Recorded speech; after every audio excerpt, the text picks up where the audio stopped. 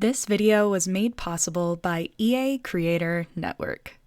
So, I got to play Star Wars Jedi Survivor early, and there is so much I want to talk to you about. Combat, customization, skill trees, flying. In this video, I'll show you new footage and talk about all of it and more. So, is this game as amazing and as huge as everyone has been hoping it would be? Thanks to the amazing people at EA and Respawn, I got to sit and play the game myself in a 3-hour gaming session where I got to traverse around the new planet Koboh and find the many secrets that lay around the map. We started off our playthrough by crashing the Mantis into Koboh in search of finding our good friend Grease to help fix it up after it had been damaged. This started our adventure wandering through the landscape. This planet is absolutely breathtaking, and the graphics on the game are stunning. I found myself just staring off of cliffs at the land below because it was such a gorgeous view. As I traversed, I came across fun little interactions from the amazing droid banter. I wonder if I'll get promoted for doing such a good job. Then I'll get the other droids to guard the cliff. Oh, but then I won't see the scenery.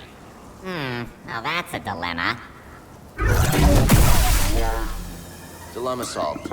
To interactions with NPCs that needed help along the way, like this little pit droid whose ship got stuck in the mud. Stuck ship, huh? Tell me about it. Wish we could help. This world feels very lived in, and there are so many people to talk to and creatures to fight along the way to your destination, like these shiverpedes, which are the new scaz for Survivor, since they are everywhere and very annoying. Once you get into the town known as Rambler's Reach, there's a nice vibe.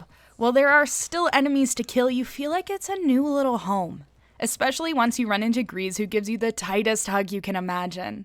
I just love Grease so much. In town, there are more NPCs you can interact with, as well as a shopping center run by Domodendra, the de facto mayor of Rambler's Reach, who is amazing. You'll find the finest components in sundries this side of the Outer Rim. Now that's a Domodendra guarantee. Hear that, buddy? A guarantee. That's right. Shop's built on trust and quality, and I aim to keep it that way. Where you can buy new hairstyles, beards, mustaches, clothing, and music. There's also a gardening area where you can grow your own plants. Throughout the game, you can even invite people to join you on the ranch to help out and build up the community. It truly is a space where you can feel at home. After catching up with Grease, I went out to traverse the vast landscape and find more hidden experiences, of which there are many. One of the coolest was when an NPC asked me to check out a cave system, and I came face to face with a giant Rancor, which I think will become the new Ogdo Bogdo fight in this game. It was a pain in the butt to kill, and I was kind of sad to fight it, but it sure got me as a snack so many times before I finally successfully killed it. In addition to side missions, there are also Jedi puzzle chambers you can find around the map, as well as the challenge areas where you can put different skills to the test in a timed challenge. The rewards for all of these events are really cool, from Force and Health Essence to new perks, or even one of the many extensive customization items. I really felt like I was getting something cool from each event.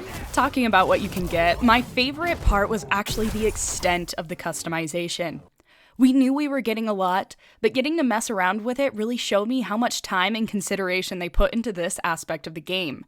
From getting to mess with Cal's hair and beard, as well as getting multiple color choices for each of his mini outfit pieces, to being able to choose how shiny or dull your lightsaber was, or the primary, secondary, and accent colors for BD, all separately. I knew this was going to be something that would take up a lot of my time while I played, and we will for sure be covering more of this in a future video. Now on to something that I know a lot of people are wondering about: combat. The combat, at least for me, was very natural and fun. All the new enemies brought new challenges to the table, but so did Cal's new Force abilities, like the Mass Force Slow and the new Force Power, Force Confusion, which added a whole new level to the gameplay, allowing you to mind trick enemies into attacking each other. I played mostly with the dual sabers since I wanted to try them out, and I will say they are very fun. Each saber stance has its own cool new ability, and you know I was using the heck out of the dual wielding one when I could. We also got to see the blaster gameplay, which looks absolutely amazing, but I'll talk more about that in a later video. Combat felt fresh but familiar, and my favorite thing was pulling the shields out of the scout troopers' hands and flinging them right back. It was just so satisfying. Something else I would be amiss to not talk about in this video is the animal interactions. One of my favorite things was getting to pet, like, so many boglings around the map. You know I pet every single bogling I could, and you get a good, solid pet every time. It's amazing. You also get to ride around the world on cool new flying creatures called belters you find around the map, and the adorable Neku that you can ride around to make travel faster. There's a lot here for the animal lovers for sure. I'm sure you could spend hours just petting boglings and finding different colored Neku to tame. I'll go into more detail about all of these things in future videos, but for now I wanted to give my overall thoughts about the game. There's always a worry, I know I had it, when going into a second game, that it might not feel the same. But the biggest impression right off the bat that I got is it felt like I was just playing a new level of Jedi Fallen Order. While there were so many new force powers and dual saber stances and other things, it just felt so much like home. And the game I've played so many times before. I could have sat and played the game forever. It was so much fun. The combat was fun and fresh, but not too different, and the world was beautiful and felt lived in and extensive. You could spend a day just finding all of the little treats and fun around the map, and I'm excited to see more of it. I know in the 3 hours I played, I only scratched the surface of what the game devs have planned for us, and I'm so excited to play more when it comes out at the end of this month. Thank you again to EA and Respawn for having me. It was an absolute dream. Like, seriously, it was a dream.